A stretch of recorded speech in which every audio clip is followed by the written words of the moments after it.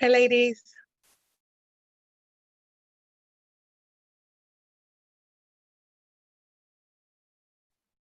Hello, everyone.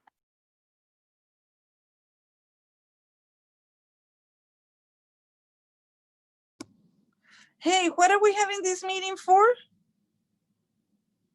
Is this a board meeting? Oh, okay. Oh my God. Oh.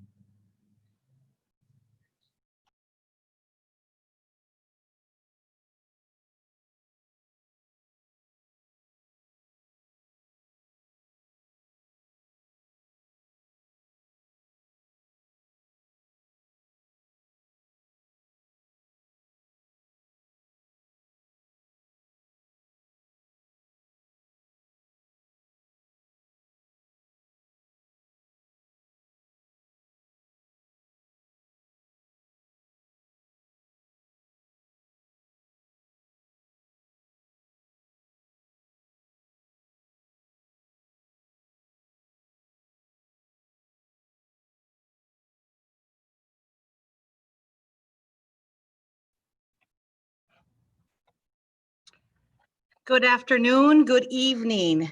This regular board meeting of the Harlandale Board of Trustees is hereby called to order at 6:15 p.m. on August 17th, 2020. I am very pleased that you have taken the time to join us this evening. I understand everybody has a busy schedule and their plate is very full, so thank you so much for joining us. As the Harlandale Board of Trustees, we are here to set goals and policies and oversee the management of the district. We are responsible for approving budgets, contracts, the personnel appointments, and to listen to reports from the superintendent. We are not here to make administrative or management decisions pertaining to the daily operations of the district. This is a responsibility of our superintendent, Mr. Soto. In compliance with the state government code on open meetings, tonight's agenda has been appropriately posted. This is a meeting in public, not a meeting of the public. We are a remote video meeting this evening. As our guest, you are welcome to observe and listen. These proceedings are being video and audio recorded and will become part of Harlandale's permanent legal record. In order for that tape to adequately reflect these proceedings, Please silence your mobile devices and refrain from speaking while others are speaking. Since it is legally mandated that these proceedings are recorded accurately, I may have to ask for order periodically should I notice that interruptions or disruptions are interfering with our recording capabilities. Once again, I extend a welcome to our meeting this evening and a sincere thank you for joining us and being involved in our District of Harlandale. Thank you. I'm going to meeting call to order. We do have a quorum. I'm going to do roll call of the board members that are present this evening. Mr. Mancha? Present. Mr. Moreno? Here. Thank you, Mr. Moreno, for joining us. Ms. Limon? Here. Thank you, Ms. Limon. Ms. Ortiz? Good evening, Ms. Ortiz. Ms. Carrillo? Good evening, good evening. Mr. Mendoza, I don't see Mr. Mendoza. Mr. Mendoza, are you here? No. Madam Chair, I missed Ms. Blanche checking. Okay, thank you. We do have a quorum despite Mr. Mendoza not being currently present. If he joins us in a few minutes, I will announce that so everybody is aware. Mr. Soto, good evening, Mr. Soto. Would you please state the staff, cabinet members that are joining us this evening? Yes, Madam Chair. Tonight, we have Assistant Superintendent for Business, Richard Hernandez. Here. Assistant Superintendent for Curriculum Instruction, Melissa Casey. Here. Executive Director of Human Resources, Dr. Salinas. Here. Executive Director of Operations, Kyle Blakeney. Here. Our Public Information Officer, Mariana Veraza. Here. Thank you very much, Mr. Soto. We do have Dr. Judith Castleberry joining us this evening. Hi, Dr. Castleberry. I am a little road weary, but I'm here. I can imagine. I'm glad you're back safely in town, Dr. Castleberry. Thank you. Public comment. We do have public comment, have signed up our community members for public comment. Just as a friendly reminder, the topics addressed shall be limited to those specifically included on the board's agenda and or district related. This evening, we have Ms. Susan Salinas.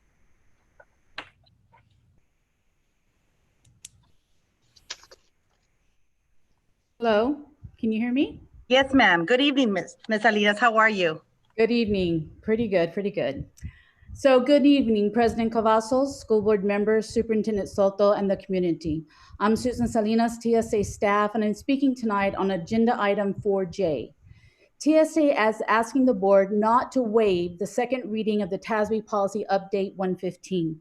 Since there are so many local policy changes, this gives the community and employees time to ask questions about the changes.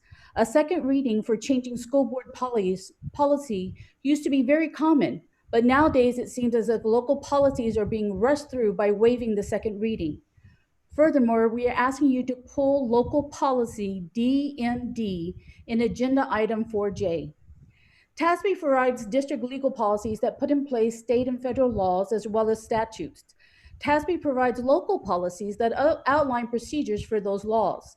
A school district can take those local policies and accept TASB's recommendations and can add to them. Local policy DMD is on page 97 of your board book and deals with professional development. TASB's recommendation is that you don't need the board to approve these procedures because administration will determine those practices. This might be true, but those administrative practices and regulations are not posted on the district policy site. There is no way to access them. It seems that the regulations are kept in a secret location. It should be very upfront and clear to all those what those procedures are and not changed at will. The board and employees will have no idea how employees are being treated regarding professional development if it is not readily available via local policies. In addition, the current language allows for employees to make an application for release time to attend meetings of professional organizations. It becomes clear that removing this language is a politically motivated attack by state political leaders. We're asking the board to keep local policy DMD on professional development as is. Secondly, we are requesting the school board consider asking TEA for a waiver for remote learning for 4 more weeks. It would be on the condition that weekly counts of COVID-19 cases in Bexar County must show a steady decline of at least 10% for 4 consecutive weeks, and the positivity rate for the county is under 5%. History has shown that Memorial Weekend and the late 4th of July had an uptick in cases. This will probably happen after Labor Day, but the hope is it will not. With this being said, San Antonio Metro Health figures show that the Hispanic community is being hit harder than any other community. You have 25 seconds, ma'am. Sure. We need to think about keeping our schools, our students and their families and their employees safe. We know teachers and students want to be in the classroom, but we have to think about everyone's safety. Please follow the advice of the Metro Health and take the politics out of this issue. Thank you. Thank you, ma'am. Thank you.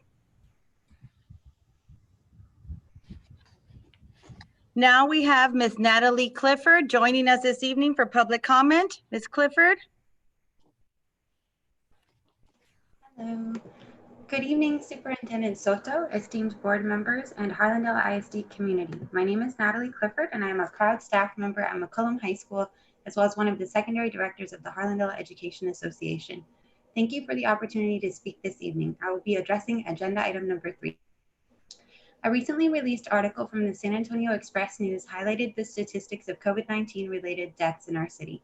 According to the article, which cites data from San Antonio Metropolitan Health District, quote, more than a third of the 276 deaths that occurred within city limits as of August 2nd were in 2 council districts, District 3, which covers the southeast side, and District 5, which includes parts of the south side and the heart of the west side, end quote.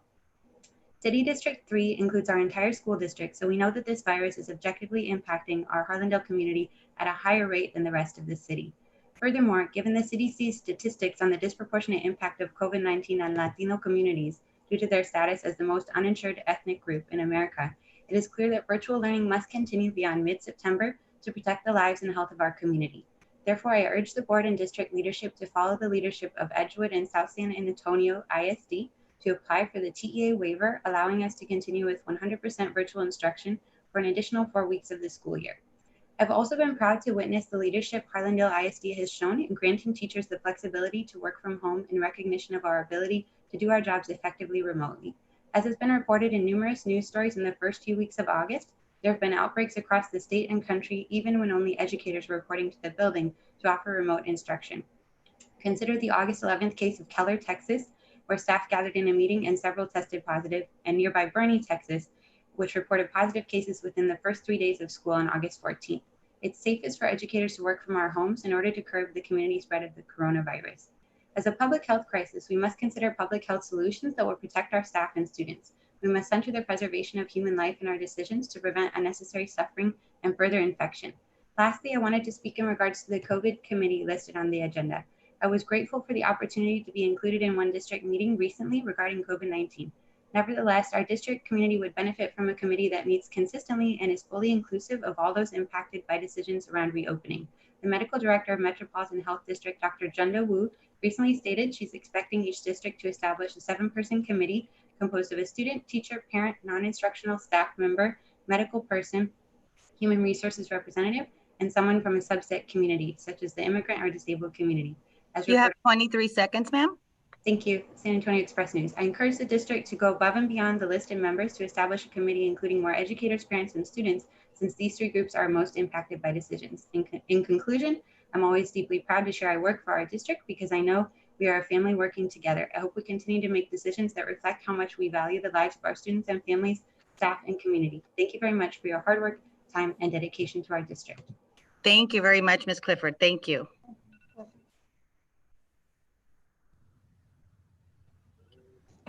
Now we have Ms. Gina Childress. I hope I pronounced that correct. Correct me if I'm wrong. Yes, ma'am, that's correct. Thank you. Thank you for joining us this evening. Give me 1 second while I start the little timer. 1 second. Yes, ma'am. Go ahead. Okay. Good evening, board members. Thank you for allowing me to voice our concerns on behalf of my fellow nurses. We have many questions that were not answered in the new Return to Learn manual. Who will cover the clinics when the nurse has to quarantine for 10 to 14 days after being exposed to a kid with COVID-19? When kids are in isolation, who will cover the clinics or who will monitor the students, and can we monitor the students from the doorway to limit our exposure? When students are in isolation, do the parents have to pick them up within a certain time, or will we be monitoring them for all day? Will staff be allowed to do remote learning in our offices or clinics with our own children? After looking at the COVID-19 map on page 19 and 20, it only talks about students with COVID and fever only. What if a student has one symptom or two symptoms listed, but no fever? Do they still go home sick? Most doctors have stated that especially they will not be testing a lot of the kids for COVID. And if we tell the parents they should go get COVID tested, who's going to pay for the testing? If a child has a fever, do they have to quarantine or get an alternate diagnosis? Do they come back within 24 hours or 72 hours? Will we get paid for quarantine since the nurses will probably get exposed the most? Will the nurses get an allotted amount of PPE as the nurses will probably use the most as we're dealing with many of the sick kids? Will we be provided with adequate ventilation? For example, air purifiers, the CDC and health department recommend that we ventilate our offices with an air purifier or open windows. Will students get hot meals or just sack lunches? Can students remove their mask as long as they are social distancing? Since on page 23, it states students are required to wear their mask when 6 feet distancing cannot be maintained, but the student's going to be in their chair 6 feet apart from each kid. So can they take off their mask? If a child needs water, who's going to provide them with the water if the water fountains are covered? And then lastly, in band, especially for high school, will they be required to social distance or will they practice outside? Thank you again. Thank you very much, Ms. Childress. Ms. Childress, I apologize.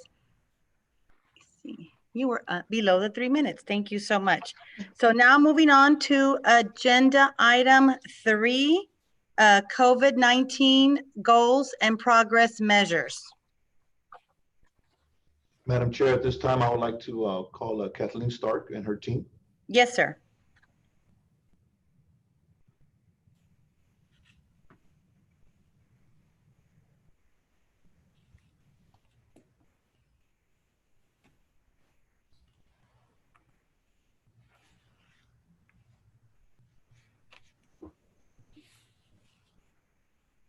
Good evening, board members, Superintendent Soto, cabinet members, community members of Harlandale. I'm also joined by Mr. James Klein and Mrs. Catherine Pena as representatives of the COVID-19 Response Committee. Our committee was tasked in creating a plan outlining the safety protocols that Harlandale ISD will use upon the return of our students. This board presentation will outline highlights of that plan. The plan is available on the website. At this time, we're providing that notice, the required notice to all parents and families of our plan. The plan is subject to change. This is a live living document that, based on the conditions of COVID-19, it may change and based on state and local decisions.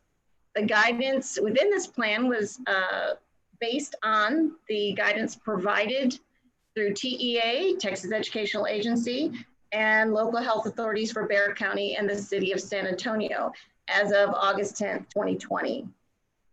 The COVID response team was created, and that is on page 5. This is a list of individuals within our faculty and staff that are available to respond to concerns of the community and district decisions. For instance, cafeteria, food services, if there's a question, they can communicate with child nutrition, and that person is listed with their email address and phone number. The COVID-19 Response Committee did include over 26 members, students, parents, different representatives from almost every department in Harlandale ISD. So it is a culmination of a great deal of input provided over the last several weeks and months. The Return to Learn plan is divided into 3 sections. The first section is the prevention section, where HISD must identify and implement practices to prevent the virus from entering the school. The COVID response section, which Harlandale must identify and implement responsive actions to address if there's a lab confirmed case in school. And the mitigation section, where Harlandale ISD must mitigate or reduce the likely spread inside school once the students return. Within the prevention section, these slides do represent everything that's mentioned, though in the plan it's obviously mentioned in greater detail. So to prevent the spread within the school, we went into online registration. We have on-campus and at-home options for learning. The school district purchased more devices so that more students can have access to technology at home. Attendance and grading as per board policy and TEA and the guidance from TEA. Visitors will be screened and campuses will be instructed to have limited visitors. Try to do as much virtual meetings as possible. There will be no on-campus in-person events. There are possible virtual options. The campuses are being very creative in that aspect. Teachers, multiple configurations within the classrooms. The district did purchase dividers. There'll be minimal to no sharing of supplies, no deliveries, no field trips at this time, and no large assemblies, of course. The social emotional well-being of our students is very important. There is a counseling curriculum that's been developed. There are also resources on the website available. We are requiring the face masks for kinder through 12th. The students will be taught the basics of how to take them, put them on, take them off, why we use them. Campus and classroom protocols. The campuses are already involved in creating and researching and analyzing their traffic patterns, restrooms, use of materials, drop off, pickup, so that we can maintain that 6-foot distance and try to be as safe as we can within the school. Hand sanitizer stations will be available. Students must be taught hand washing techniques and proper sneezing techniques, appropriate mask protocols. They must be taught, and they will be taught on the first day as well as during their virtual learning prior to coming, so that they're ready when they arrive. Staff and students are required to conduct a daily screener as well. Custodial services have been analyzed. The custodians are ready for more increased cleaning of high traffic areas for disinfecting. That's all been reviewed by our custodial department and maintenance department. Child nutrition, breakfast and lunch will be provided to students on campus and of course at home with grab and go curbside. We also have protocols for cafeteria use when they're in line getting their food and for seating. Transportation, we'll have hand sanitizer. They'll be seated from back to front. Their windows will be open. Siblings are going to be sitting together. The response section of the plan identifies the different scenarios that may come up, identifying possible cases on campus, responding to lab confirmed cases on campus, lab confirmed cases off campus. It outlines the return to campus guidelines. All of these scenarios will include and consider the definition for close and prolonged contact. And we're not alone when we're determining close prolonged contact. We are in communication with HR, we're in communication with mental health department. They are helping us determine, based on this definition, which students, which staff members, who is considered to have had close prolonged contact, so that we can make sure we've identified everybody who may have been exposed. So being directly exposed to infectious secretions and being within 6 feet of a cumulative duration of 15 minutes. However, TA did just add these additional factors that can be taken into consideration. And again, that's where Metro Health and HR come in to assist us to determine. If there is a lab confirmed case in school, we do have required reporting. Of course, any case we have to report to Metro Health. We also will contact HR and the nurse, and they will begin assisting us with that contact tracing. The principal with a lab confirmed case will be required to communicate with HR and communications to notify the parents, the guardians, the students of everyone in that school. So parents will be notified if there is a lab confirmed case. And then any staff who was determined to have been exposed based on that definition of close prolonged contact will be excluded for the quarantine time and can't return until they've met the criteria to return. The third part of the plan is the mitigation plan. Very similar to the prevention. It includes many of those. A new aspect of the mitigation plan are the water fountains.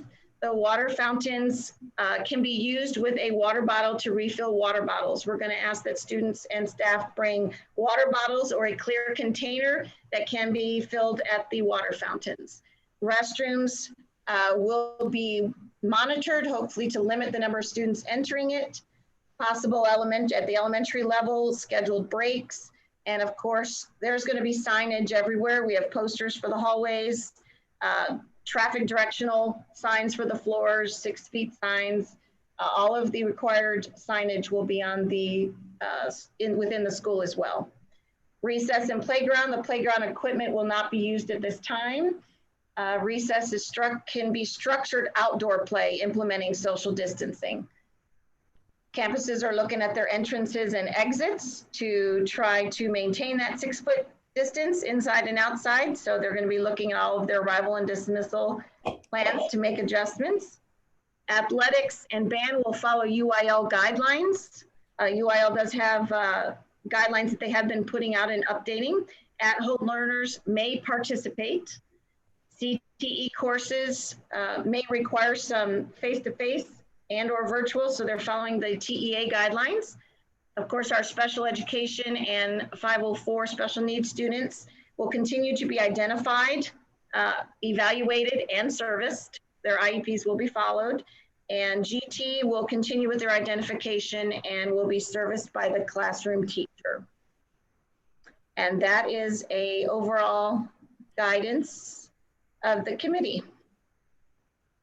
And the plan is posted on the website. Thank you very much, Ms. Hart. That's a lot of information. I'm going to have to print it out and put it in my household so we can all remember what that is. Yes, Ms. Limon. Go ahead, ma'am. Let's start. That's a lot of information. Thank you so much for that presentation. How many times do y'all guys meet? Ms. Limon, I'm going to interrupt, Ms. Limon. You sound a little muffled. I'm sorry. Yes. Let me go ahead and see. Oh, that's There you better. go. There we go. That's a lot Okay. better. Sorry about that, sweetie. How many times do you guys meet? Are you still continue meeting? The We will committee? meet throughout the year as conditions change. We met, we had over 26 people. So we met as a group, we've met individually with parents, we've met individually as departments. So the whole group may not have, we've met, not me alone, we've met with Rose Malcolm many times. So we are going to continue to meet. This is not a committee that stops because we're the ones that will continue to update the plan if needed. Okay. Thank you, Ms. Stark. Ms. Chair. I believe Ms. Ortiz had her hand up first. Mr. Moreno, I'll be with you shortly after. Thank you, sir. Ms. Ortiz, yes, ma'am. Yes, and forgive my ignorance, Ms. Stark, but I did not hear who you are. Are you? I'm sorry, I didn't hear who you are. You're presenting, but I just heard your name. I don't know who you are. I'd like to know your position in the school district. Okay. Myself, Mrs. Pena, and Mr. Klein are pupil personnel administrators for the district. Thank you. No problem. Thank you, Ms. Ortiz. Mr. Moreno, my apologies. Yes, sir. Sure. I'll raise my hand next time. I'll say something too. Yeah, that's actually, I see those faster than I do the voices. Yeah. Okay. And then, like you mentioned, Madam Chair, it's very thorough. I did go over it, and I did reach out to Mr. Soto, and I told him, I was like, man, this is a long read, about 20, 25 minutes for me to go through it, kind of back and forth. But I can be completely honest and say I commend staff for presenting it in this light. It's pretty thorough. Remember, she just did an overview the actual document is pretty extensive and pretty explicit in terms of the information. Now, the one thing I can share too is it's really incumbent upon our parents as well to support us and to help us. A lot of these things that we're being required to do, remember that TA and our governor are requiring us to do this. And they're kind of throwing their hands at us and saying, well, we don't want to deal with it, so now you guys have to figure out a way. And so we also got to keep in mind that perhaps not every student is going to be in person. And it's really important that they're filling out those registration forms, that they're letting us know who's going to be in person, who's not going to be, who's going to be remote, because it's really helpful for us. And I can attest to that just being in my current position. You have so many people asking for, support in regards to hotspots, in regards to, resources such as Chromebooks, and we have that readily available. Like it's mentioned, we do have things that are in back order, but they're coming up a lot sooner than probably some other school districts. So our students will eventually have those documents or have those resources for them to utilize. Now, I don't know if Mr. Soto, because I know I did touch base with him, if he could expand, and I have a couple of questions after in regards to band and to sports. I don't know if it was this part where he was going to share that with us or if he was going to wait till something later. I don't know, Mr. Soto. You're asking about like the football schedules and the football. Yeah, games? just like how I remember, it's just more so, it is kind of tough, with us being remote and possibly remote for 8 weeks or longer. And then I know certain ISDs are already encouraging their kids to condition, and I don't think we're at that level yet. But I don't know if you wanted to kind of just provide some tidbit of information just to see where we're going in regards to those two items in terms of extracurriculars like band and one act plays and sports as well. How are we going to proceed with that? As of right now, the guidance that we're getting from UIL is to push it back to after Labor Day weekend. And again, as Ms. Stark has mentioned, it's ever evolving. It depends on some spikes and where this pandemic is during that time. But as of right now, as of August 17th, 6:43, UIL has given us guidance to start after Labor Day, to start bringing the kids in to practice. Again, following the CDC guidelines. We did have to cancel, as we know, tournaments, volleyball tournaments. We canceled preseason games. So a lot of these games are going to go like football. I believe our Frontier Bowl will be December 4th, a little later than usual. But that's where we're at right now, sir. The students do not have to be in person at school to be able to participate in athletics. Okay, and that's also for band and for the other activities as well, Yes. correct? Yes. Now, I guess the other thing too, and I don't know if, it could be a misconception as well, and I don't know if you or someone else on the team could give me a little clarification, but as I interpret it, when it says, the guidance that was given by TA and by the governor and saying, if you have a COVID case, because you guys have provided a response for it, and I think some people may not understand that we're kind of bound by what TA and the governor have stated, and that's saying like you're pretty much going to be remote for like if you have an active case, you can be out for 5 days, but then you got to come back, right? Or because that's what kind of centers and is the premise of the response that you guys created. Is that correct? Yes, sir. So I don't know if people understand that. Like it's like we still have to, even though let's say we have an outbreak of a couple, once if we do come back in person, and that situation occurs, we are still going to have to say, we were out for a week or so, unless they give us further guidance. We're going to have to come back in a week. Am I reading it wrong or? Right. No. Even if we send them home, we still have to provide remote learning. The educational that we have to offer FAPE as well, and so and it's just a tough situation in regards to that because they're kind of handcuffing us there in a sense, and we're trying to make do with the plan that you guys are creating, which I think is a pretty solid plan. But like you mentioned, it is something that's going to be a working document that we're going to have to revise depending on what happens in regards to the situation and what happens with our kiddos and just a general situation that we encounter. And then the other thing too, I know you presented this information before as well. When it comes to the food, we are always going to provide food for our kids. Are y'all planning to just do neighborhood, drop-offs as well, or are we going to just continue with the curbside go? And if we come in person, obviously the hot lunches and stuff. Mr. Hernandez here, but going over the plan, we're going to open up all our sites, all our schools will be up and running to provide the meal service to our children, and then we'll adjust in a few weeks and a few days to see how we can better provide a service to our kids. But to start off with, right now, what we have is every one of our school buildings will be open, issuing out lunches and breakfast. And I know the other thing with the nursing and clinic and such, that's an issue even where I work at, and we're still trying to figure it out. I can say we're a little bit further ahead of the game here at Harlandale. Obviously that's something that perhaps we need to revisit or see what we can do, because I know we need a safe room, right? And then we need to have someone support that nurse, but who's the backup nurse? Usually it's the front office person. But there are just a lot of questions, I'm sure, with that, and hopefully that's something that you guys have on y'all's radar, right, sir? Yes, sir. We'll address those concerns. Okay, great. I guess, and then the last thing I was just, I don't know, I just blanked on it, but it has to do with just really just encouraging our staff has worked their tails off. I know for a fact, last week, distributions, I had to do that as well. It was 100 degrees all day, every day last week. And so if you can't tell, I got a little tan. It's not me going to the beach. It's me trying to do what's right for kids, just like our staff members. And I know they're working their tails off, trying to get that information, trying to get parents to come in, and we're offering it at different points of the day as well.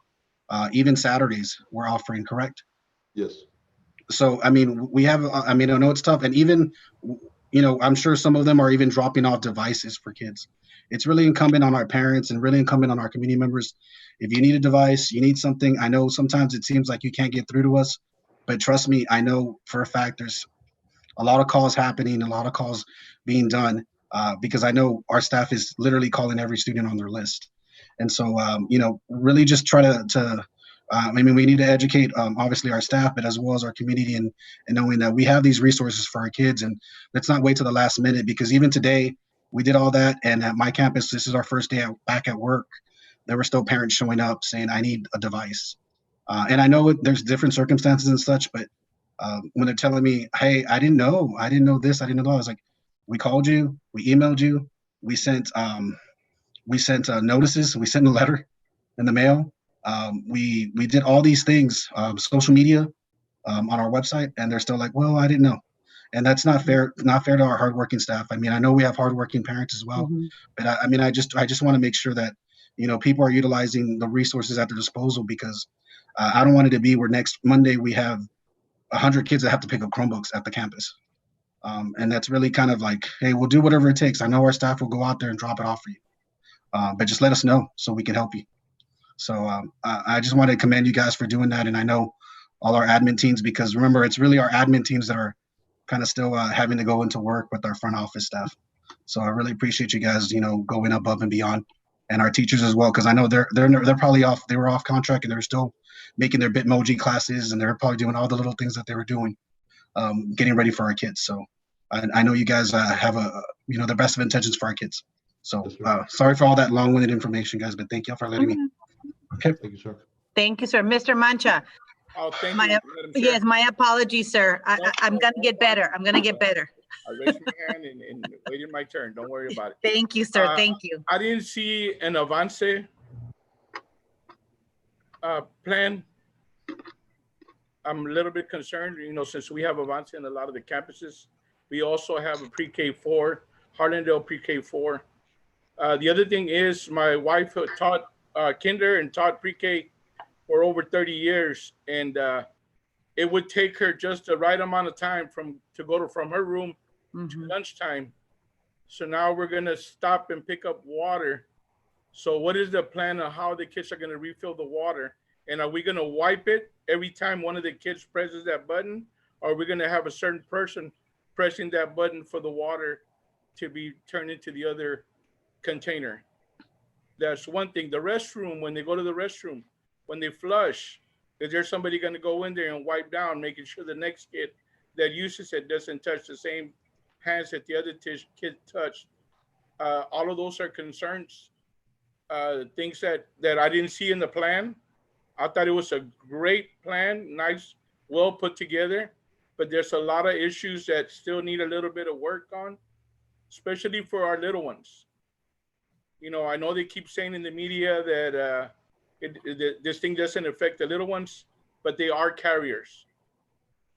And here in Harlandale, about a good 30–40%, they live with grandma. So you're talking about 60, 70-year-old people that they're going to come back home and give a great hug to, and might be the carrier. So can we work on the plan? Have we talked to Avance? Have we contacted Avance on what their plan is in their classrooms, especially since they have their restrooms inside their rooms? It's another one of my concerns. Yes, sir. Yes, Avance was within the committee during our committee meetings, and being that they're a city program, they do have their own guidelines and our guidelines that they will So be can we following. get a copy of that, since we didn't get a copy of it? I believe it should be posted somewhere, so we'll look into getting you guys the guidelines for Sounds Avance. great, Yes. but it wasn't posted in my package. Right, the plan, this plan is an overarching guidance. The procedures and all the questions that have come up are all the questions that now the principals will go back and work on. So this is an overarching guidance. Now that guidance is taken and developed into procedures and protocols by the campuses. So are pre-kinder teachers and our kinder teachers going to be allowed an extra amount of time? Because they also got to put in their lesson plans, and they got to follow the lesson plans to be able to get their grade at the end of the year.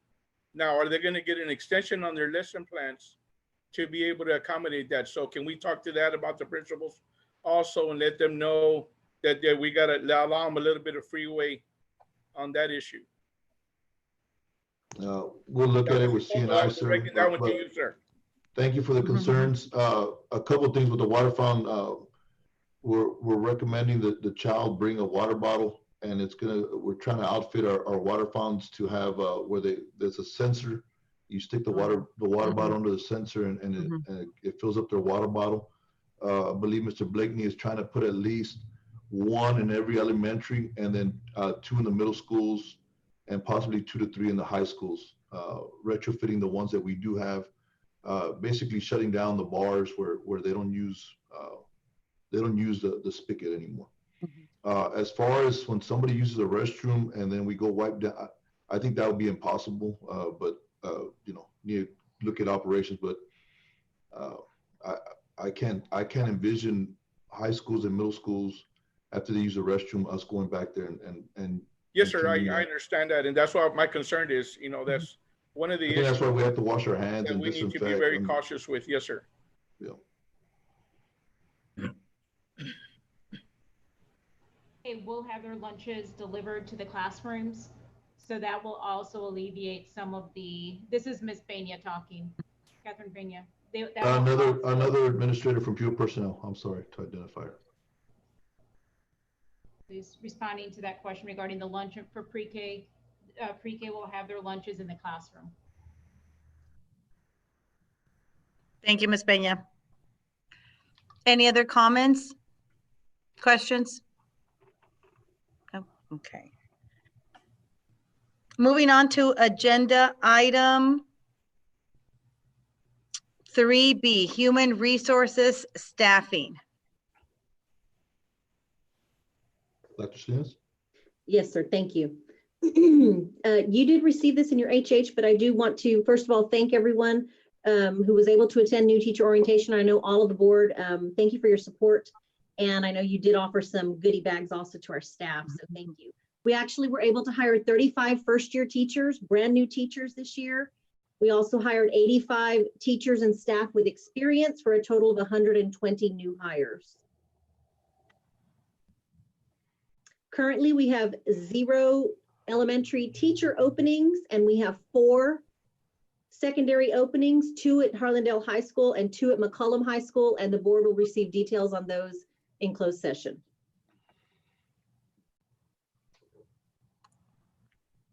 Any comments, questions? Yes, Mr. Chair. Yes, sir. I saw your hand, Mr. Moreno. Go ahead. All right, sorry, I wasn't trying to be super fast. No. It helps me. No. I see better. Sure. And I'm sure you'll kind of address this as well. But yeah, I mean, I know this new teacher orientation and convocation were very unique in a sense. We did get to have a lot of us there to support those new individuals joining our family.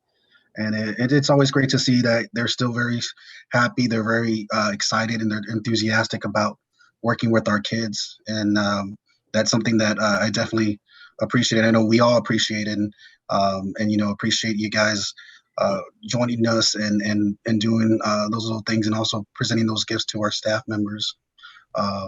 As well as convocation, I did see the convocation. I liked it. I enjoyed it. I really appreciate you guys putting that together. I know staff sometimes gets voluntold to do things.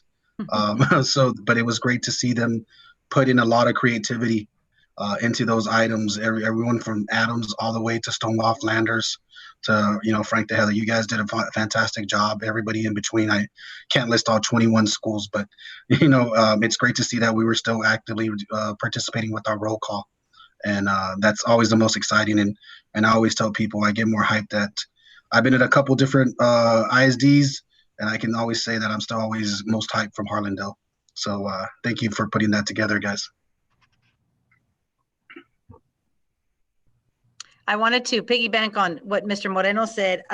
This was obviously my first new teacher welcome back, and there was a lot of energy in that room, and there was a lot of enthusiasm. And I thought one of the neatest things that I saw were 3 Harlandale High School alum. All 3 ladies graduated just a few years ago, and they're all back as teachers in our district. And so I want to applaud them for returning home and giving back to the communities now, not just as former students, but as educators. So welcome everybody, but it really, really was exciting to see those students come back and now be teachers in our district. So thank you very much for that. It was a very nice showing of support and enthusiasm, and there was a lot of energy, and it was beautifully decorated. A lot of work was put into it, and my applause to everybody who was involved, because it was very, very nice. It was my first one, and it was the best one I've seen yet. So I just wanted to say that. Any other questions or comments? Okay, we'll move on to agenda item 3C, remote learning device update. Dr. Simmons? Yes, thank you, sir. As you're aware, thank you again, because of board support, we have ordered 800 iPads, 325 hotspots, and 11,900 Chromebooks. I will tell you that from our tech store, we have already been able to distribute 50 iPads, 75 hotspots, and 420 Chromebooks have already been distributed. We are expecting a shipment of hotspots this week, and then we will be expecting a huge shipment in September, beginning September, October. We're calling that phase 2. That's of all of the devices. And then our final phase 3 is December, and that's the most recent IMA approval. I believe that was last week at the special called meeting. So, and we do have a form. We are trying, our goal right now is to do 1 device per family. And as we receive our inventory, obviously, then we'll move to our 1-to-1. And we do have a form that was distributed to all of the principals last week so that they can submit what are your needs. We have a lot of wants, but right now, what are your needs? So that's all I have. Any questions or comments from my colleagues? Yes, Ms. Ortiz. I'd like to find out, because the teachers already have their devices, is that correct? New teachers all received a brand new laptop, yes, and hopefully all of the teachers at the campuses should have either already had one or have received one, yes, from their campus. And are we okay with our IT okay with all the devices so that they won't be expecting delays? I'm a little concerned that have we addressed all of that so that there aren't any delays? The teachers won't be fooling around with their Harlandale. Logging in and all of that, yes. We've made sure that they did that on site before they took their devices home. So when they're experiencing delays, who are they taking that to? Is it IT going to be addressing that, or is the campus going to be direct? No, straight to instructional technology, IS. Information services, yes. Okay. So if any of our teachers are using their own personal devices because the school they're experiencing delays with their Harlandale ISD issued device, we need to tell teachers and staff that they need to be going to our IT department and not through their campus. Right, they need to contact, they need to contact technology. Okay, thank you. We have people at the help desk, we have people answering phones, we have people who can address their technology issues. We might not be able to fix your personal computer, right? But if it's right, but I mean, I'm saying that if the teachers, if a teacher is bringing their personal device from home, then that defeats the purpose of us issuing them the device. You're correct. Yes, ma'am. Any other questions or concerns? Yeah, Madam Chair. Yes, sir. Of course, Mr. Moreno. So, Dr. Salinas, I don't know if this is for you or maybe someone else, Mr. Soto. Are we encouraging staff to bring in their own devices? Because I know they have their own devices. At my campus, I just got a brand new laptop. So, I mean, I'm pretty sure we have something like that for our staff, right? Or because the issue isn't necessarily the device, it's just the connectivity. You have so many people on the bandwidth, it may not be able to absorb it. But that's just every ISD is having that issue because we're having so many individuals being online at one time. I don't know if anybody can answer that for me or. Right. Some individuals didn't need to check anything out from us because they already have their own personal one that they want. So they're using it and it's already been checked with IT as well. And so it's already been where they have they're authorized. They have the single sign-on. Yes, they have to log in either from here first and then take it home, or they can use single sign-on. Yeah, just like we had to, right? Yes, okay. Exactly. And then I know sometimes too, unfortunately, do have to log in with my iPhone because sometimes it gets dropped, and you do have to use your phone and say, hey, I'm gonna have my audio here, and I'm gonna have my face over here on the screen. But if one of them drops, at least I can back it up. And then that's just the way it goes when we have so many people, 100 plus in an environment at different times. It's a little frustrating for sure, because you would think that being that we're in 2020 that we would have more reliable technology, but unfortunately we're at the mercy of these towers, and sometimes our infrastructure here on the south side unfortunately isn't where it should be. But that's all I wanted to share. Thank you. Thank you. Go ahead, Miss. Yes, go ahead, Miss Limon. I don't know if you can answer this. Okay, it's muffled. Or Ms. Sorry. I'm sorry, just thank you so much. That sounds better right there. Sorry about that. I don't know if you can answer this, but I was wondering, how about the parents? Have they logged in? Are you waiting for Monday for them to log in, to have difficulties? Because I know Northside had difficulties for the parents to log in and their device. So I was wondering, are you going to get them a heads up before Monday to log in?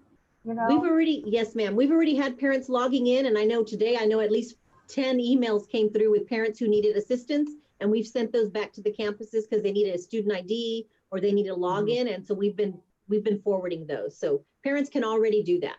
Great, great. It's good to know. Thank you, Dr. Salinas. Yes. Just to inform the board and the community that the surrounding school districts are running across some connectivity issues, as Mr. Moreno stated. It's just when you have so many people bogging down the system, it's making it crash. So we're not promising you that we're going to be error-free come next week. I hope and pray we are. But again, we're going to have a lot of people. Now you're talking about the whole entire city is going to be back at school. So that's going to be that many more people connecting to the internet. So just an FYI. Yeah. And back to your question, Ms. Limon, I just got an instant message. We've already had over 13,000 parents register their children. Oh, wow. So they've already been online already. Yeah, so that's good. I'm one of those. I'm one of those. Oh, go ahead, Ms. Carrillo. Yes. Oh, no, I'm one of those too. Oh, okay. I wanted to just address something, if you could just kind of quickly, I know that there's been a lot of concern about, everyone is telling me that it's one device per family. And so parents are a little confused about that. I do know that, I believe Mr. Soto, there's going to be a letter that is going to be sent out to all, is it the parents? Is it the principals? Is it the campus? How are we giving the parents that peace of mind of, it is one device per family right now until we get all the additional devices that are being purchased? Yes, Ms. Cavazos, we posted something on our website, and we also had a robocall go out today.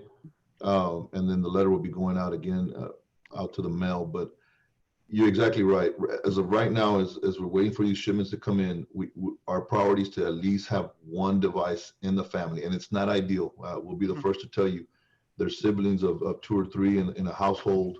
And that's tough for them to all do homework on one. But we're trying to get one. And the goal and end is, the end goal is to have them each having their device. But again, we're in the mercy of these companies that are not just Harlandale's ordering from them. Mm-hmm. We're talking about worldwide. They're ordering these devices. So we're in the mercy of that shipment, and we're going to have some come in, and then gradually we'll have them. But the priority is to at least have one device per family. Thank you, Mr. Soto. You're absolutely right. I did get the robocall today, right before I came to the meeting, so it was a very good call. I am letting the community members that come up to me, I say that for right now, this is what we're doing, only because we're waiting for everything else to come in. It's not set in stone. We can't control these companies' shipping process, or the mail, or UPS, or whatever method they're using to deliver these devices. But it is absolutely not our intention to have one family, of 2 or 3 students in the household share. But we're all going to have to try to get a little creative for the time being until everybody gets their own device. Every student gets their own device. So I do ask the community to please be patient with us. It is not because we waited to the last minute. It is simply what Mr. Soto said. Everybody's ordering devices, not just San Antonio, not just Bexar County. We're talking about across the nation. Everybody's making these purchases. So please bear with us, be patient. We are getting to you as fast as these companies ship them to us, and we will distribute them as fast as we can, but it's certainly not for lack of us trying to accommodate every family. We are wanting success for all our students, for each individual student. No family is more important or less important, but just bear with us, please, community members. I'm a parent too, so I know I have to patiently wait my turn until a device is given to us. So I ask that everybody just be respectful of being patient with us and the administration. But any questions, please, reach out to admin, email, phone call, and just let us know what your concerns are, and we will certainly address them accordingly. Yes, Ms. Limon, Ms. Ortiz, yes, ma'am. Madam President, I still have one more question. Dr. Salinas, back to the teachers situation. If the teachers, so all teachers in our district have either, they have a laptop issued, or they've refused, but we have all our teachers set up, right? All of our teachers should be ready for remote learning. Yes. And so if they're not, they go to IT. If they don't have a personal computer, or they don't have a school district issued computer, they need to contact their principal like tomorrow morning and let us know who they are, so that we can get them what they need. Okay, thank you. Anybody else? Chair, just one more thing. Yes, sir. Just yes, one Mr. more thing. Moreno. Yes, sir. Go ahead, Mr. Moreno. Mr. Soto, so when it comes to the devices, I know not necessarily every family needs a device right now. I know eventually at some point we'd like to be that one-to-one district, which, obviously you're steering us towards. But are we setting sort of a priority in terms of the families that do need more than possibly one device? Because I know, typically everybody has so many cows, and we're kind of combining them all, and we're kind of distributing between the district and within the campuses. But we do have that information too, where families that have a device are saying, hey, like Ms. Cavazos mentioned, hey, we're going to be patient and wait till we get our turn? Or is it that anybody that shows up, it's first come, first serve? No, the campus is asking that they should be asking that particular student if they have a device at home with the parent. And if they have a device, then that will suffice them using that device at home. And we're just talking about iPad or a desktop or a laptop, depending on the grade level. Depending on the grade level. Yeah, because I really wouldn't want kids using phones because they're not really reliable to do what they need to do. Okay. Yes, sir. All right. That was it, Madam Chair. Okay, thank you, Mr. Moreno. Anything else? Okay. Moving on to agenda item number 4, it's consent items. I'm going to read these, and if you want me to pull one, would you tell me, just say, pull item, and that way we'll make a notation, but I'm gonna go through them, all of them, and then we'll take care of the ones that we've pulled. So agenda item 4A, consent items. Consider and take appropriate action to approve the renewal of the MOUs, contracts, agreements for the 2020-2021 school year for the following agencies vendors. Renaissance Freckles, that's a new contract. Alamo College Dual Credit MOU. Palo Alto College, that's a cost dependent on number of students enrolled in dual credit and CNI local funds. That's a renewal. Alamo College Dual Credit MOU, San Antonio College, also cost dependent on number of students enrolled in dual credit, CNI local funds, renewal. San Antonio Education Partnership, $60,000, CNI local funds, renewal. College Board, $86,284, CNI local funds, renewal. On ramps, cost dependent on number of students enrolled and teachers trained, CNI local funds, that's a renewal. Avance Head Start program, no cost to the district, that's a renewal. Imagine Learning Math Blueprint licenses, $56,740, federal funds, renewal. Ms. Chair. Madam Chair. Yes, Ms. Carrillo. Go ahead, Ms. Carrillo. I would like to have that pulled, please. Yes, Mr. Soto, yes, sir? Yes, on item 4A, I would like to have Imagine Learning Math Blueprints licenses administratively withdrawn for further evaluation. Okay, sir, so then we're going to go ahead and pull Imagine Learning Math Blueprint licenses for administrative reasons until we have a further information on that. Is that correct? Yes, ma'am. Okay. Madam Chairwoman. Yes, Ms. Ortiz. That was my concern, is the Imagine Learning Math Blueprint license, asking for further evaluation, further information. Thank you, Mr. Soto, for pulling that item. Okay, I'm going to continue. Any more questions on or concerns on that particular matter? Okay, I will continue. Consent item, agenda item number 4, consent item B. Consider and take appropriate action to approve the submission of a waiver to the Texas Education Agency Staff Development Waiver for the 2020-2021 school year.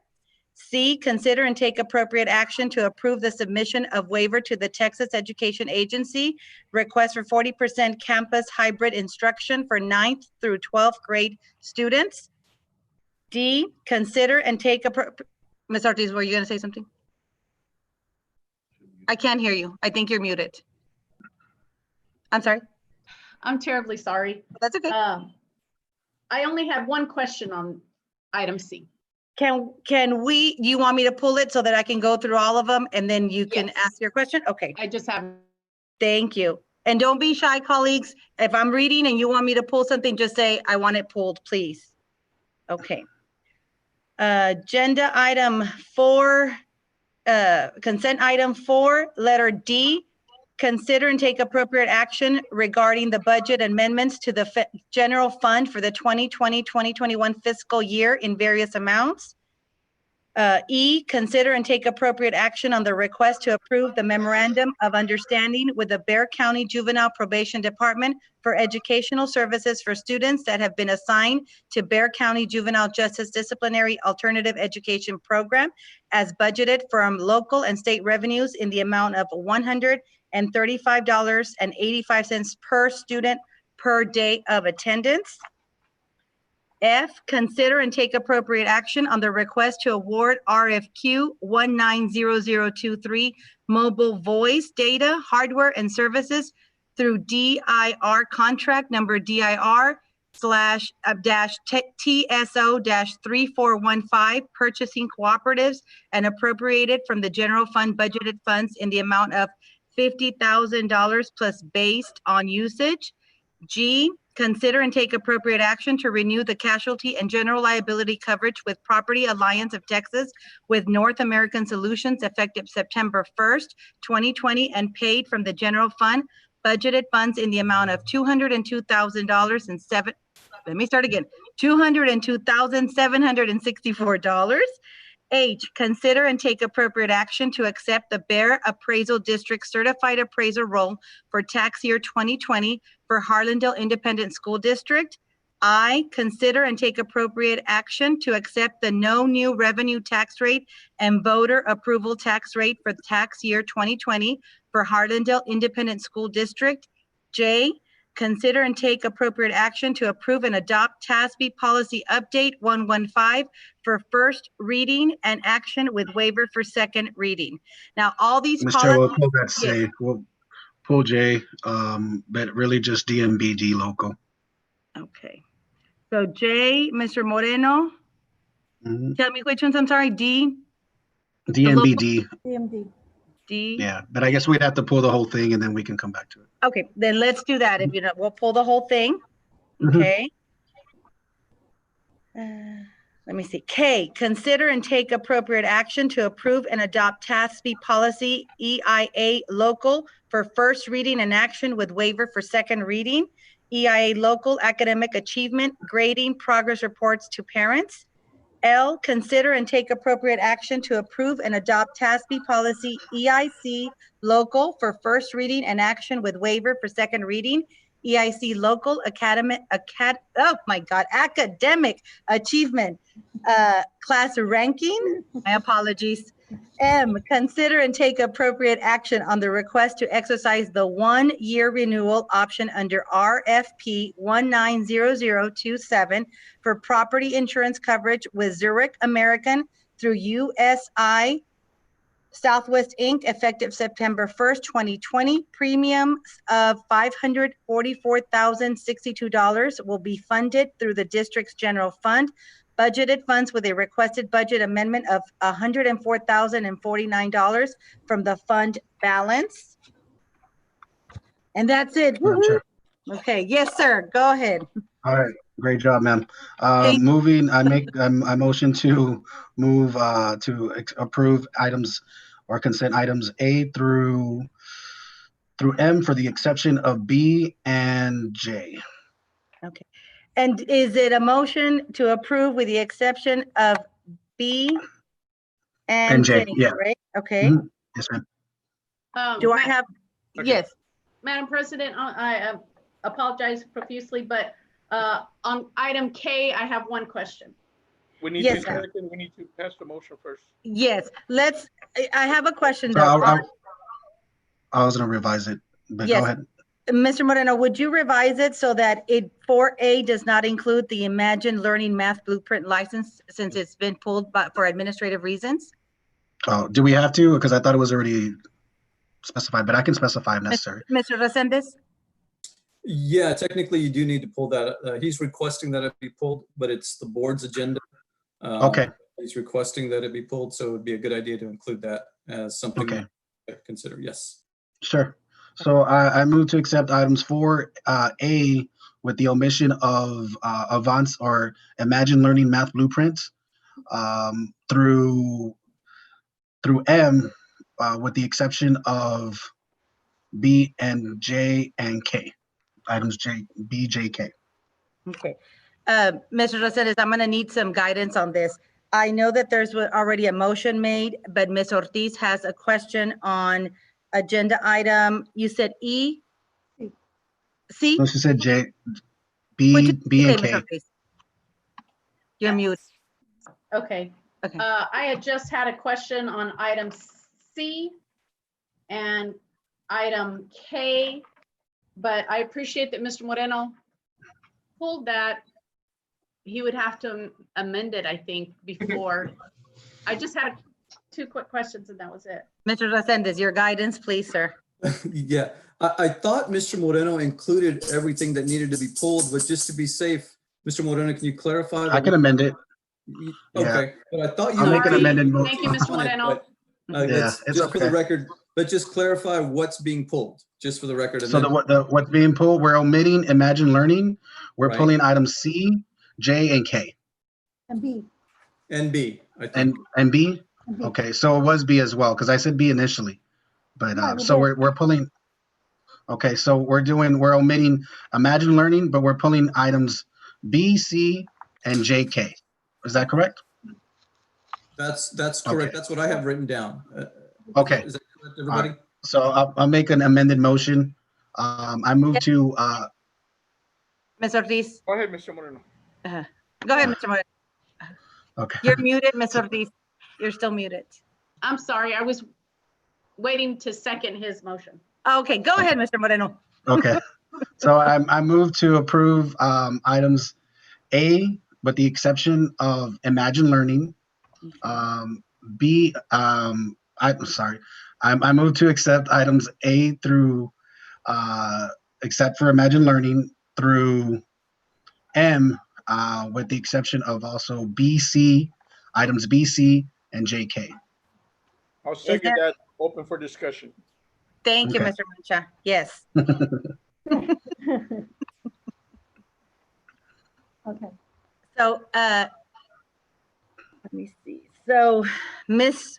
Ortiz, you wanted to discuss C, B and C, I think she did. B and C?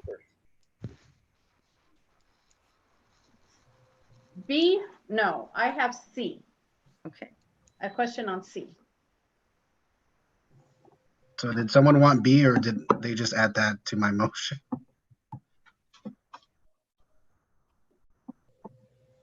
Did anybody want B pulled before we get more confused? No? Morena had stated B. No, I never said B. You mentioned it and I was like, oh, okay, B as well. Okay, because I circled B when you said B. Okay, so now I assume we have to amend the motion. And not take away B. No, you don't have to Okay. amend it right now. No? I think I Okay. recommend you just. We go can through just approve it as We can just such and that's discuss. fine. Okay. Yes, yeah, Okay. yeah. Madam Chair, can we vote? Can we vote on the other ones before we go to questions? Yes, sir. Yes, sir. Yes, yes. Let me get my little roll call for the voting. Okay, so this, we're going to vote on agenda item 4A with the exception of Imagine Learning Math Blueprint License, as that is being pulled by the administration. Agenda item D, E, F, G, H, I, L, and M. Did you say Mr. Mancha? Yes. Yes or no? Thank you. Yes. Ms. Ortiz, yes or no? Yes. Thank you, ma'am. Mr. Moreno, yes or no? Yes, ma'am. Yes, sir. Thank you. Ms. Limon, yes or no? Yes, ma'am. Ms. Carrillo, yes or no? She has her sign up. It says yes. Yes. And me, yes. Okay, their motion passes on all those agenda items for consent. A motion that we approve item B. I second. Second. Now we Okay. gotta vote. Yeah. Yes, sir. Yes, sir. Ms. Carrillo, yes or no? Yes. Thank you, Ms. Carrillo. Ms. Limon, yes or no? Yes, ma'am. Mr. Mancha, yes or no? Yes. Thank you, sir. Ms. Ortiz, yes or no? Yes. Thank you, ma'am. Mr. Moreno, yes or no? Yes, ma'am. Thank you, sir. And myself, yes. So those consent item B passes. Okay, now we're going to discuss agenda item for consent C. Ms. Ortiz? Yes, I just had a really quick question for the superintendent. Is the 40% campus hybrid instruction for those grades similar to the AB schedule that we had initially submitted to TEA that TEA declined to approve? Yes, And now we're ma'am. going to ask for a waiver? This waiver allows, gives us permission from TA to go ahead and move forward with that hybrid for those older I grades. just wanted to make sure that we were talking about the same thing, an AB schedule. Yes, ma'am. Thank you. And I just have a comment, Ms. Ortiz. We did not submit that to TA and it wasn't declined. It's a waiver, it's a new waiver that they're allowing because they want to make sure there's enough space in case there's, because they're larger schools. Thank you very much. Anybody else on item, consent item C? Do I have a motion? Madam Chair, Yes, Ms. Carrillo. Yes, I ma'am. move to approve C. Is there a second? A second. Ms. Limon seconds that? Okay. Mr. Moreno, yes or no? Yes, ma'am. Thank you, sir. Mr. Mancha, yes or no? Yes. Thank you, sir. Ms. Ortiz, yes or no? Yes. Ms. Carrillo, yes or no? Yes. Thank you, ma'am. Ms. Limon, yes or no? Yes, ma'am. And myself, yes. Consent item C passes. Mr. Moreno, you wanted ma'am. it pulled? Yes, sir. Yes. So Dr. Salinas, I know you did a pretty good job in putting this information in one meticulous fashion and also one that's kind of in layman terms for us. But I guess maybe I just overlooked when it came to that DMD local. Is there a way to kind of, because it's looking as if it's getting away from PDs or offering, or what is it exactly that could cause some issues for our staff? Sure. So from per TASB, policy service recommends that the administrative details regarding professional meetings be removed from the local policy manual as board adopted policy is not required. So it doesn't mean we're not doing it. It just means they're recommending that it's not a policy. But they are recommending that we put it as an administrative regulation. And if we do that, it will be posted for everyone to see right under board policies, because that's where most other districts put them. Okay. So that's not creating any type of lag, or it's not creating any type of issue with them being able to participate in any type of activities like that, or right? Or no, it's just because it's really it's deleting everything, right? Because it's deleting everything because it wants it to be a regulation instead of a policy. Okay. Okay. So we would take what's here, put it in a regulation. Okay. Right? So like a this would directive. not be part of a policy. So would it be something that we would need perhaps more input from our staff, or is it something you feel comfortable going forward as such? That's up to you. What I would do as a regulation is I would take this exact policy that we're deleting and make it a regulation. So I wouldn't change any. Does that make sense? I mean, if we need to change it, we could always talk about if we want to make changes to regulations. We always want to be transparent. We always want to include, key stakeholders, and obviously always keep the board updated. Sure. Would you be able to put something together if we do decide to go forward with something like that, where we need some input? Absolutely. Absolutely. And I could also, if you want to, it's an update 115. So then obviously you would have to do each one separate. You would have to exclude DMD local. And then I could work on a regulation to show you. Regulations don't require board approval, but I could certainly show you what that would look like, and we could actually post it because it doesn't require approval. But that's up to the board. But I mean, that sounds fair. But it would also provide, some sort of input, right, from staff. I don't know, we would send out like a Google form survey or something, something we can get in regards to that, or something that's easy to populate. For administrative regulations, when I've worked in other districts that we've created them, we always have to talk to the key stakeholders. So depending on what it is, if it's about the school board, we're going to talk to school board if it's that section. If it's a section about finance, we're obviously going to include finance people. So we're not just going to change it to change it. That's not our function in human resources. But we certainly have to have conversations with staff, like I said earlier, and stakeholders. Okay. And we haven't had that yet. Is that correct, Dr. Salinas? That's correct. We have not. Our regulations right now, if you want to call them that, they're all included in our board. I'm sorry, not in our board, in our employee handbook. Sure. Okay. All right. I don't know if anyone wants to ask any questions or anything before I make a motion, or. Madam Chair, Yes, Ms. Limon. Yes, ma'am. Dr. Salinas. So, Yes. none of our teachers or professional, paraprofessionals, or administrator hasn't approached you with this? Ms. Limon, I'm going to interrupt you. Yes, I I'm so apologize. I don't mean to be rude, but that way we can all hear the important I'm things you so need to say sorry, to I gotta us. put it in my mouth. Dr. Salinas, so no one approaches you or have any concerns with this DMD local? No, ma'am. And DMD local, I know you have it there in front of you. Notice that it says professional personnel may attend and participate in meetings, conferences, and workshops that will contribute to their professional growth and development. And it even refers everyone to 2 additional policies. You can look at DMA and DMC where it's also covered. So no, but no one has approached me about this policy. No, ma'am. Madam Chair. Yes, sir. Yes, Mr. To Soto. add to Dr. Salinas, just to clarify, all our district regulations are public. And those are all posted on our website, or is it just on the handbooks, on the employee handbook? Right now, just in the handbook, but if we're gonna have, because TASB is getting away from policies telling districts how to do things, because obviously it's about governance, right? It's about what we need to do, but they don't, you know, as Lone Star Governance says, they don't get into the weeds. Yes. And so you'll see a lot of changes in our updates where they're actually removing some local policies that seem to be a little more, I don't know how to, just a little more detailed. And asking to remove that and asking districts to put those in their regulations. Okay. Okay. So. Thank you very much, Dr. Salinas. Yes, ma'am. So, Madam Chair, real quick. Yes, sir. Of course, Mr. Moreno. So then, Mr. Soto, how do you feel comfortable just going forward with how it's presented? Yes, I do, sir. Okay. All right. Do I have a motion? Oh, I'm sorry. Any more discussion or questions on that?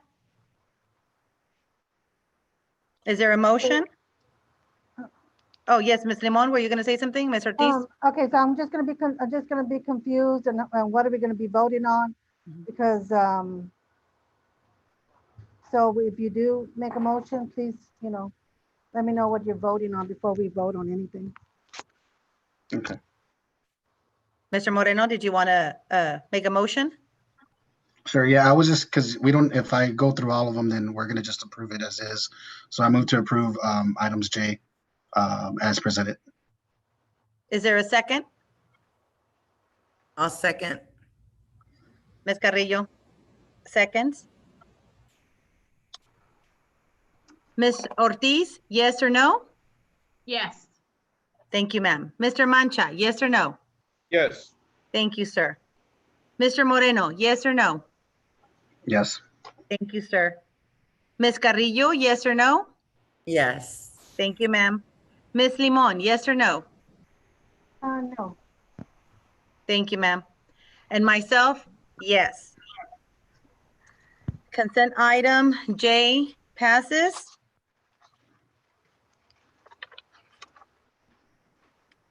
Consent item K. Any discussion on that? Madam President, Yes, Ms. Ortiz.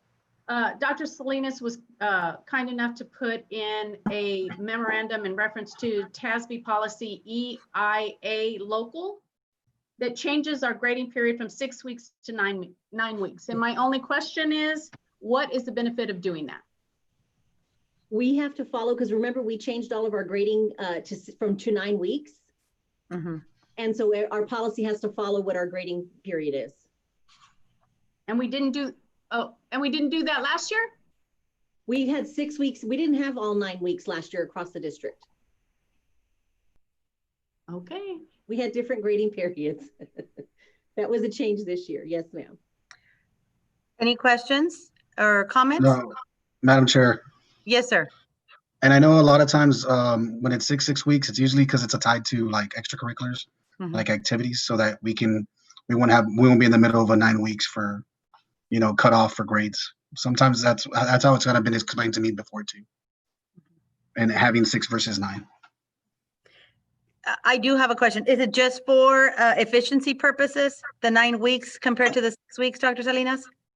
I'll let Miss Casey respond. Ms. to Casey? 9 weeks. Yes. That was a curriculum decision. Okay, Yes. thank you, Dr. So Selena. we went to a 9-week grading period, and so we have to update our policies for 4 weeks. As far as why we did that, we were looking at what was the best way to approach this year when so much was basically we didn't know. We're very happy with that decision because at the end of each grading period, we will have parents that are able to opt in and out of remote learning and changing that instruction. It is kind of a trend that happened across the city. There were several other districts that moved from 6 to 9 weeks. With that being said, there are several districts already on 9 weeks. We did have Frank Tejeda Academy and Early College already on a 9-week grading period, and now we're consistent across the district. Thank you. Thank you, Ms. Casey. Thank you. Anybody else? Any questions or concerns? No? Is there a motion for consent item K? Madam Chair. Ms. Ortiz, you had your hand up. I'm sorry. Yes, Ms. Ortiz, you had a question? No, Madam President, I'd like for the board to consider and approve to adopt CASB policy EIA local for first reading and action with waiver for second reading specific to EIA local academic achievement and grading progress reports to parents. Second. Thank you, Ms. Limon. Ms. Carrillo, yes or no? Yes. Thank you, ma'am. Ms. Limon, yes or no? Yes, ma'am. Thank you, ma'am. Mr. Moreno, yes or no? Yes, ma'am. Thank you, sir. Ms. Ortiz, yes or no? Yes. Thank you, ma'am. Mr. Mancha, yes or no? Yes. Thank you, sir. And myself, yes. Consent item K passes. Now on to agenda item 5, individual items. 5A, consider and take appropriate action to adopt a resolution fixing and levying ad valorem taxes for the Harlandale Independent School District for the year 2020 and directing the assessment and collection thereof. B, consider and take appropriate action to appoint a delegate and alternate delegate to the TASB Delegate Assembly on Saturday, October 3rd, 2020 via video conference. Is there a motion? Madam Chair, Yes, sir, Mr. Moreno. I make a motion to approve the resolution fixing and levying ad valorem taxes for the Harlandale Independent School District for 2020 and directing the assessment and collection thereof. Is there a second? Second. Thank you, Ms. Limon.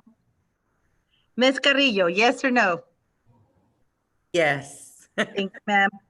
Mr. Mancha, yes or no? Yes. Thank you, sir. Ms. Limon, yes or no? Yes, ma'am. Thank you, ma'am. Mr. Moreno, yes or no? Yes. Thank you, sir. Ms. Ortiz, yes or no? Yes. And myself, yes. Agenda item 5A-B have passed. Agenda item 6, convene in closed session as authorized. We had to do I'm sorry? 6B, 5B. That's right. That's right. I'm sorry. I make a motion. Thank you, Mr. Moreno. Today is your motion night. Go ahead. Yes, ma'am. Hopefully it gets approved by this one because I like to appoint as a delegate. I'm not quite sure, but hopefully if we need to change it, we'll change it. Let's see, Ms. Cavazos as our delegate to the TASB Assembly on Saturday, with the alternate delegate as Ms. Limon. I'll second. Thank you. I guess I have to do it at some point, right? I'll take direction from Ms. Limon. Okay, so we'll start the vote. Mr. Mancha, yes or no? Yes. Thank you, sir. Ms. Ortiz, yes or no? Yes. Thank you, ma'am. Mr. Moreno, yes or no? Yes, ma'am. Thank you, sir. Ms. Limon, yes or no? Yes, ma'am. Ms. Carrillo, yes or no? Yes. Thank you, ma'am. And myself, yes. Thank So you, ma'am. agenda item 6, Dr. Moreno. agenda item 5B passes. Thank you, Mr. Moreno. You're very welcome, ladies. Thank you. So moving on to, yes, Dr. Castleberry? If I could just comment before we move into closed session. Yes.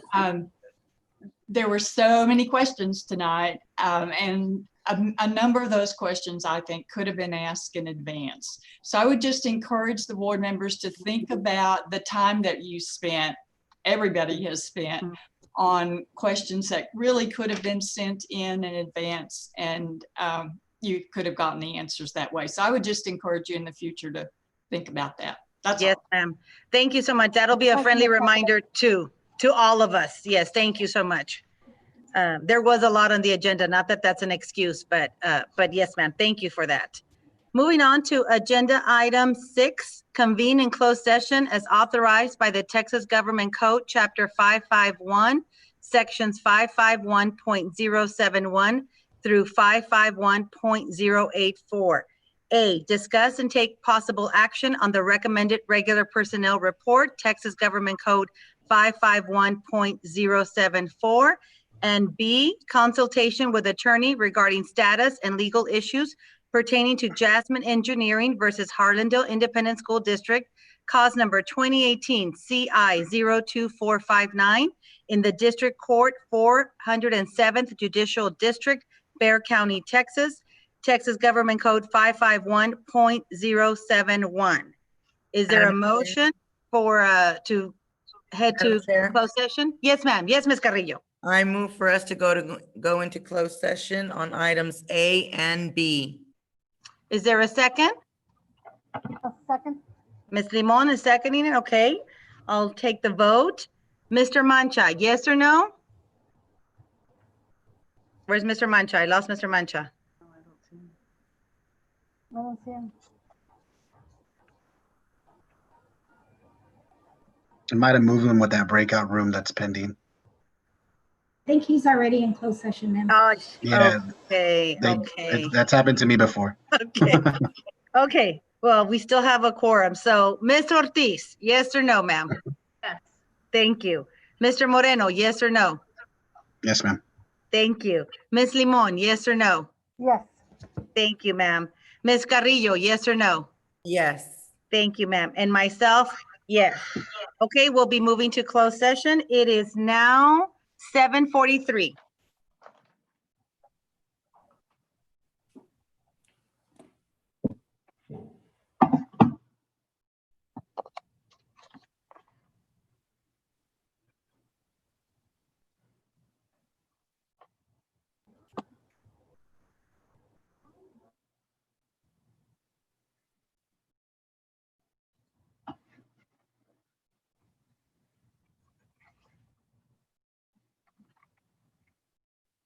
Ms. Martinez, you're taking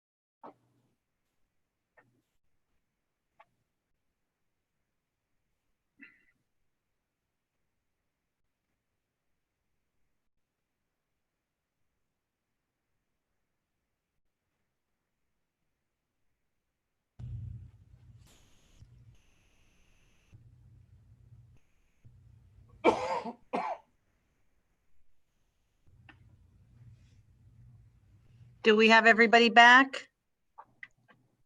It seems like we do. It seems like we do. It is now 9:10. We are back in open session. Agenda item 7, convene an open session and take appropriate action on items discussed in closed section. Madam Chair. Yes, sir. Yes, I'd like to make a motion to approve the recommended regular personnel report presented in closed session. Yes, sir. Second. Ms. Carrillo, you second that motion? Yes, ma'am. Thank you, ma'am. Ms. Ortiz, yes or no? Yes. Mr. Moreno, yes or no? Yes, ma'am. Thank you, sir. Ms. Limon, yes or no? Yes. Thank you, ma'am. Mr. Mancha, yes or no? Yes. Thank you, sir. Ms. Carrillo, yes or no? Yes. Thank you, ma'am. And myself, yes. Agenda item 6A has passed. Agenda item 6B, no action is required at this time. The item will be placed on an agenda for a future date when additional information is provided. Madam Chair, Yes, ma'am. I move to adjourn. Is there a Madam- second? Yes, Madam yes, Ms. Chair. Ortiz. Yes, Ms. Ortiz. I'd like to say something before we adjourn. Yes, of course. Go ahead, Ms. Ortiz. I'd like to extend a prayer out to the Calderon family. Noah lost his life, as well as his fiancee. They're both graduates of McCollum High School. And Luke is fighting for his life. So I'd like to remind the community and board members to please keep them in your prayers. Thank you. Thank you, Ms. Ortiz. Yes, the family has been in our minds since we heard about this tragedy. So yes, please, our prayers and wishes us with the entire family and the rest of the Harlandale community. Thank you so much, Ms. Ortiz. Is there a second to Ms. Carrillo's motion to adjourn? I think I second. Oh, I'm sorry, Ms. Limon, you seconded? Okay. Well, I think someone seconded. Yeah. Okay. Ms. Carrillo, yes or no? Yes. Thank you. Mr. Mancha, yes or no? Yes. Thank you, sir. Ms. Ortiz, yes or no? Yes. Thank you. Mr. Moreno, yes or no? Yes, ma'am. Thank you, sir. Ms. Limon, yes or no? Yes, ma'am. And myself, yes. It is now 9:13. This meeting is adjourned. Thank you, everybody, for joining us this evening. Y'all be safe, take care, stay healthy, and we will see you soon. Have a Good good night, evening, everybody. See you Wednesday. See you Wednesday. Yes. Wednesday. We'll see you guys on Wednesday. Yeah, see you Wednesday. Bye. Bye.